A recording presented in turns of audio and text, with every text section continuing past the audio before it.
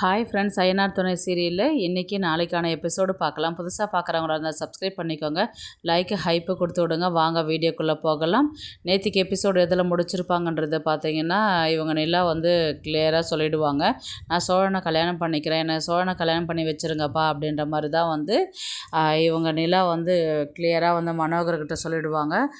உன்னுடைய விருப்பம் என்னவோ அதை மட்டும் நீ செய் அப்படின்ற மாதிரி தான் வந்து அவரும் சம்மதம்னு சொல்லிட்டு வந்துடுவார். ஏன்னா வந்து நிலா வந்து அவ்வளோ கிளியராக கட் அண்ட் ரைட்டாக வந்து சொல்லும்பொழுது எதுக்கு அவளுடைய சந்தோஷத்தை நம்ம கெடுக்கணும் அப்படின்ற மாதிரி தான் வந்து மனோகர் யோசிச்சுக்கிட்டு அவர் அங்கேருந்து கிளம்பி வந்துடுவார்.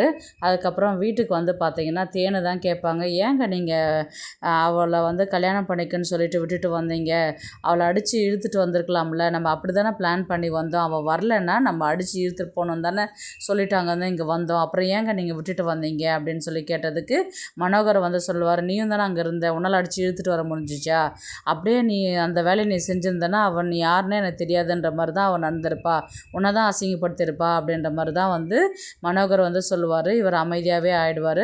அதுக்கப்புறம் வந்து சோழன் வந்து நிலாக்கிட்ட பேசுவாங்க, நான் இந்த நாளுக்காக தான் நிலா ரொம்ப நாளாக காத்துக்கிட்டு இருந்தேன், என்னை நான் எவ்வளோ தப்பு பண்ணியிருக்கிறேன், என்னை மன்னிச்சு நீ உங்கள் அப்பாக்கிட்டே என்னை கல்யாணம் பண்ணிக்கிறேன்ட்டு சொன்னேன், எனக்கு ஆல்ரெடி 6 மாதம் டைம் வர கொடுத்துன்ற, ஆனால் அந்த ஒரு முன்னாடியே வந்து நீ எனக்காக நீ செய்யும்பொழுது நான் ரொம்பவே சந்தோஷப்படுறேன், என் லைஃப்பில் இது பாரு என் கண்ணிலேருந்து தண்ணி வந்துக்கிட்டே இருக்குது, அவ்வளோ ஆனந்தமாக இருக்குது, அவ்வளோ சந்தோஷமாக இருக்குது அப்படின்ற மாதிரி தான் வந்து சோழன் வந்து சொல்லுவார். அதெல்லாம் ஒன்றும் இல்லை, எனக்கு இப்போயே பறக்கிற மாதிரி இருக்குது அப்படின்னு அவங்க சோழன் சொன்னதுக்கப்புறம், மேலே போய் இடிச்சுக்க போகிறீங்க அப்படின்னா இது ஓட்டு விடு நிலா அப்படின்ற மாதிரி சொன்னதுக்கு, எதுவாக இருந்தாலும் அதை கிளியராக அதை பண்ணணுமா, இப்போ அது தேவையா ரொம்ப அப்படின்ற மாதிரி தான் வந்து நிலா சொல்லுவாங்க.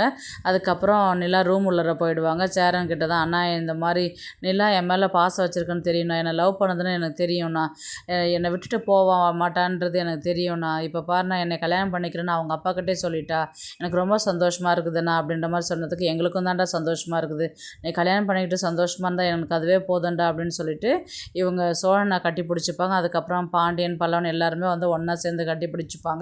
இதை வந்து நடேசனும் நிலாவும் பார்த்து சந்தோஷப்படுவாங்க. அதுக்கப்புறம் நிலா வந்து சோழன் பேசுனதெல்லாம் யோசிச்சு பார்ப்பாங்க.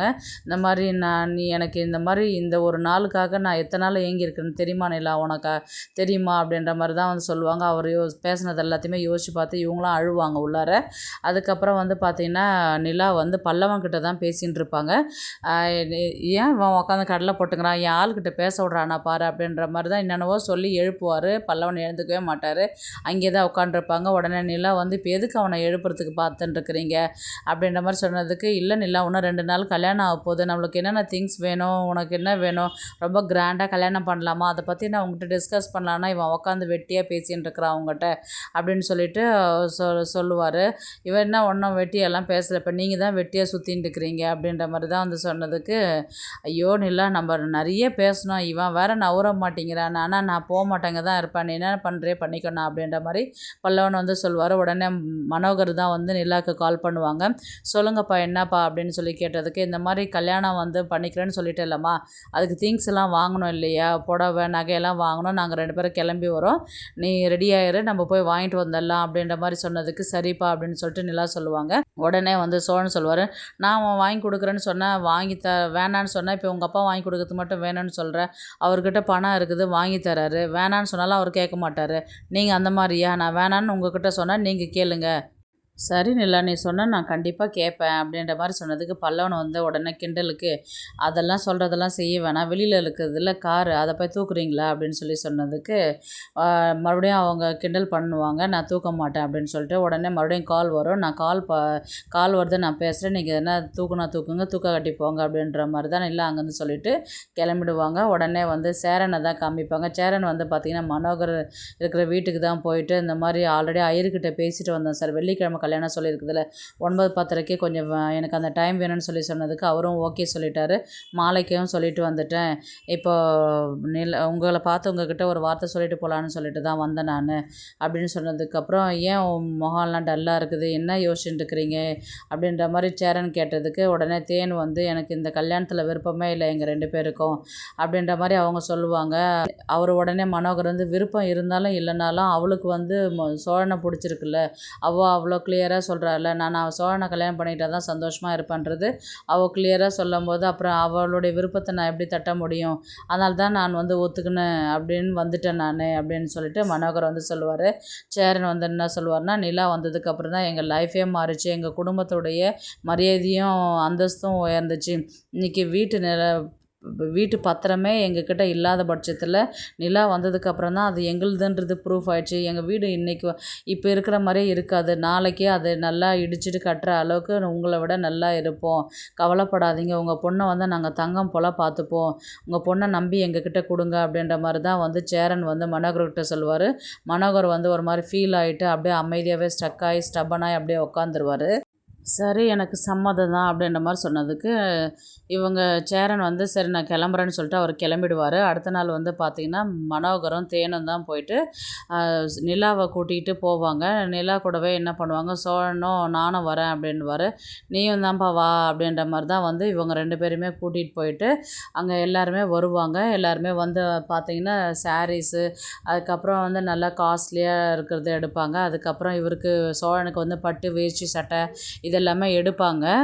அதுக்கப்புறம் நகை கடைக்கு போவாங்க. நகை கடையில் வந்து பார்த்திங்கன்னா எல்லா திங்ஸுமே வாங்குவாங்க. அதுக்கப்புறம் தாலி வாங்குறேன்னு சொல்லிட்டு இவங்க மனோகரும் தேனும் சொல்லும்பொழுது நிலா வந்து என்ன சொல்லுவாங்கன்னா, வேண்டாம்மா தாலி அப்படின்னு. என்னடி எப்படி சொல்கிற அப்படின்னு சொல்லி கேட்டதுக்கு, இல்லைம்மா ஆல்ரெடி வந்து சோழன் ஏற்கனவே என்கிட்ட கட்டினார் இல்லையா, அந்த தாலியே இருக்குது, அவங்க அம்மா ஞாபகமாக வந்து தான் எனக்குன்னு பிரித்து கொடுத்துருந்தாங்க, அவங்க அம்மா ஞாபகமாக நான் அந்த தாலியே யூஸ் பண்ணிக்கிறேம்மா அப்படின்னு சொல்லும்பொழுது வந்து சோழன் வந்து ரொம்ப ஃபீல் பண்ணி அழ ஆரம்பிச்சிடுவார். அதுக்கப்புறம் கூட இருக்கிறவங்களும் வந்து பார்த்திங்கன்னா ரொம்ப ஃபீல் பண்ணுவாங்க.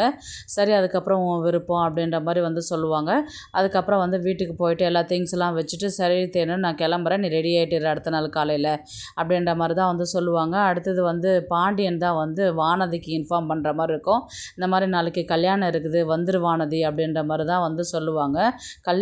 ஏற்கனவே கல்யாணம் தானே நடந்தது, இப்போ என்ன அப்படின்னு, அதுதான் டைவர்ஸ் ஆகிடுச்சு இல்லையா, இப்போ அவங்க வீட்டில் நடந்த பிரச்சனை எல்லாத்தையுமே சொல்லி இப்போ மறுபடியும் கல்யாணம் எல்லாத்துலேயும் அவங்க அண்ணியும் அண்ணனும் பண்ணிக்க போகிற மாதிரி இருக்குது, அதனால் நீயும் வந்துரு அப்படின்ற மாதிரி தான் சொல்லுவாங்க. எந்த இடத்துலன்னா கோவில்லன்னு சொல்லிட்டு சொல்லுவாங்க. அதுக்கப்புறம் வந்து வானதியும் வந்து கிளம்பி வருவாங்க. அதுக்கப்புறம் எல்லாருமே வந்து வீட்டில் இவங்களுக்கும் சேரன் வந்து பார்த்திங்கன்னா சந்தாக்கு இன்ஃபார்ம் பண்ணி சொல்கிற மாதிரி இருக்கும். ஆனால் அவங்களால வர முடியாது. அனீஷ் வந்து வருவார் கல்யாணத்துக்கு. மனோகர் வந்து அவங்களுடைய பையனை, அண்ணன், அண்ணி, நிலாவுடைய அண்ணா, அண்ணி அவங்க வருவாங்க.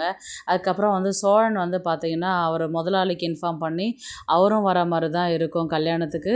அதுக்கப்புறம் எல்லாருமே ஒன்றா சேர்ந்து இருந்து கல்யாணத்தை பண்ணுற மாதிரி தான் இருக்கும். கோவிலில் வந்து பார்த்திங்கன்னா எல்லாருமே வெயிட் பண்ணி கல்யாணம் பண்ணிக்கிட்டு வீட்டுக்கு போகிற மாதிரி தான் இருக்கும். இவங்க ஃபஸ்ட்டு நடேசன் காலில் விழுவாங்க, அதுக்கப்புறம் அவங்க அப்பா அம்மா காலில் விழுவாங்க.